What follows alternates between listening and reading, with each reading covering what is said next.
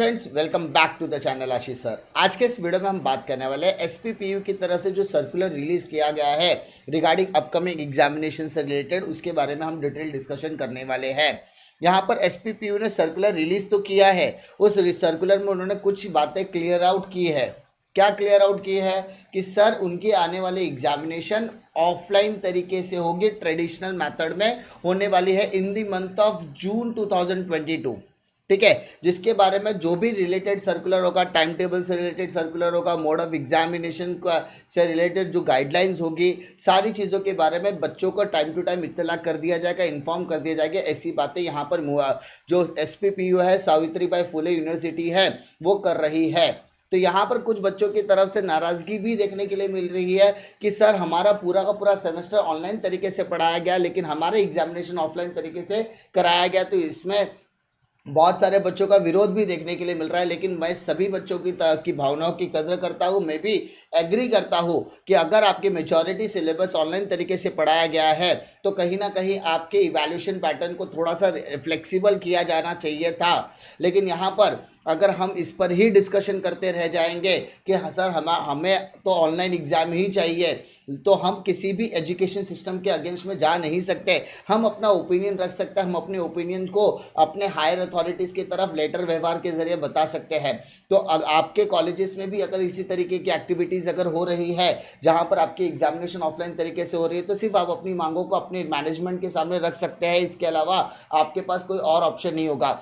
यहाँ पर अब कुछ बच्चों की तरफ से ये ऐसी प्रतिक्रिया आ रही है कि सर हमारी जो ऑटोनोमस कॉलेजेस है वो ज़बरदस्ती हमारी ऑफलाइन एग्जामिनेशन ले रही है। मुंबई यूनिवर्सिटी ने इत्तला किया था कि हमारी ऑफलाइन एग्जामिनेशन नहीं हो सकती, हमारी ऑनलाइन एग्जामिनेशन होगी।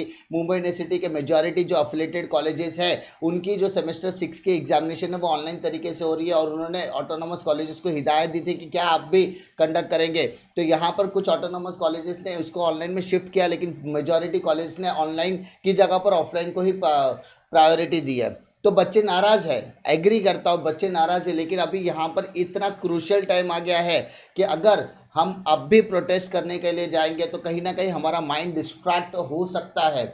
मैं ये नहीं कहता कि आपके साथ सब कुछ सही हो रहा है या आपके साथ बहुत सब कुछ गलत हो रहा है। मैं यही कहना चाहता हूँ कि अभी जो समय आपके पास बचा हुआ है आप उसको यूटिलाइज़ कीजिए और अपनी बातों को अपने मैनेजमेंट तक पहुँचाने की कोशिश कीजिए। हमें दोनों चीज़ें करनी पड़ेगी, पढ़ाई भी करनी पड़ेगी और अपनी बातों को हायर अथॉरिटी तक पहुँचानी भी पड़ेगी। लेकिन बहुत सारे बच्चों की तरफ से ऐसी प्रतिक्रिया भी देखने के लिए मिल रही है कि वो कैंपस के अंदर या कैंपस के बाहर प्रोटेस्ट वगैरह भी कर रहे हैं। तो एज ए टीचर मैं सभी के सभी स्टूडेंट से रिक्वेस्ट करना चाहता हूँ कि प्लीज़ आप लोग इस तरीके की एक्टिविटी में इन्वॉल्व ना होइए, क्योंकि यहाँ पर कहीं ना कहीं अगर कॉलेज और मैनेजमेंट अथॉरिटी आपके अगेंस्ट में कोई स्ट्रिक्ट एक्शन लेते हैं तो कहीं ना कहीं आपका करियर ही दांव पर लग सकता है। तो यहाँ पर सिचुएशन कहीं ना कहीं आपके अगेंस्ट में है, लेकिन जो समय आपके पास बचा हुआ है कृपया करके आप लोगों से रिक्वेस्ट करता हूँ कि आप उसको यूटिलाइज़ कीजिए अपनी स्टडी को करने के लिए।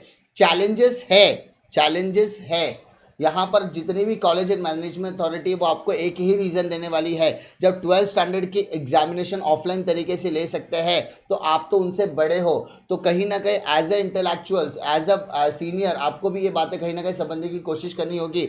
जब 12th स्टैंडर्ड के स्टूडेंट्स ऑफलाइन तरीके से पूरी तरीके की एग्जामिनेशन दे सकते हैं, महाराष्ट्र बोर्ड के ऑफिशियल एग्जामिनेशन दे सकते हैं, तो कहीं ना कहीं आपको भी थोड़ी सी समझदारी दिखाने की ज़रूरत है, क्योंकि आप उनके जजमेंट को अपोज नहीं कर सकते कम्प्लीटली। अगर कहीं ना बहुत सारे कॉलेजेस में ब्लेंडेड तरीके से लिया जा रहा है या बहुत सारे कॉलेजेस में MCQ पैटर्न प्लस थ्योरेटिकल या सिर्फ 60 मार्क की MCQ ली जा रही है, तो आप अपने कॉलेजेस के कांटेक्ट में रहिए कि उनको आप ये डिमांड कर सकते हैं कि हमारे एग्जामिनेशन मोड को फ्लेक्सिबल किया जाए या उसमें MCQ की वेटेज को बढ़ाया जाए। इस तरीके की रिक्वेस्ट आप अपने मैनेजमेंट के थ्रू कर सकते हैं। आप लोगों से सिर्फ एक ही चीज़ की दरख्वास्त है, सारी चीज़ नॉर्मलाइज हो चुकी है।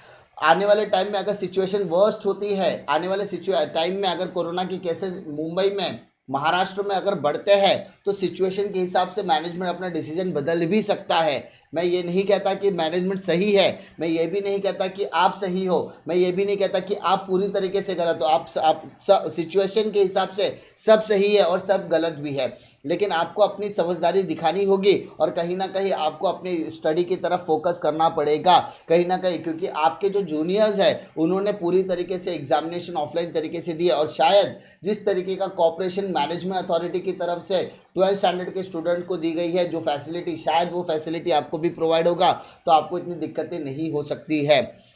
जिस तरीके से एसपीपीयू ने भी ऑफलाइन एग्जामिनेशन जून के महीने में कंडक्ट करने की बात की, आने वाली टाइम में मुंबई यूनिवर्सिटी के नक्शे कदम पर जो भी प्रोफेशनल कोर्सेज के एग्जामिनेशन ऑफलाइन तरीके से हो रही है, वही मोड ऑफ एग्जाम यहाँ पर भी कॉपी पेस्ट किया जा सकता है।